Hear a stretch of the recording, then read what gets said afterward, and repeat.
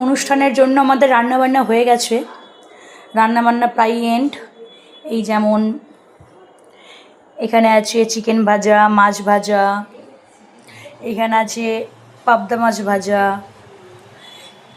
এখানে আছে মাছের কালিয়া, কাতলা মাছের কালিয়া আছে এখানে, এখানে আছে পটল ভাজা, আলু ভাজা, বেগুন ভাজা, এখানে হচ্ছে সর্ষে পাবদা, এটা সর্ষে পাবদা, এখানে হচ্ছে চিকেন, এখানে চিকেন আছে।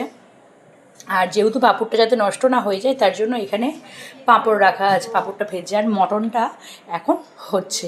তো এই হচ্ছে আজকের আমাদের রান্নাবান্না। যেহেতু আমাদের বাড়িতে আমরা মানে মেয়েকে নিয়ে 5 জন মানুষ, শ্বশুরমশাই, শাশুড়ি মা, আমার হাজব্যান্ড আর আমি। হ্যাঁ, তো এই হচ্ছে আমরা 5 জন মানুষ, তাই আমাদের অল্প অল্প রান্না হলেই হয়ে যায়।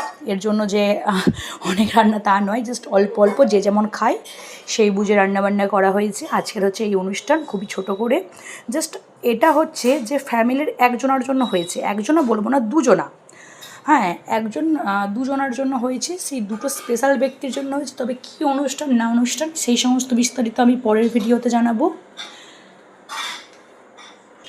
অনুষ্ঠানটা কেনই বা হচ্ছে, কিসের জন্য হচ্ছে, সেটির জন্য পরের ভিডিও আসছে।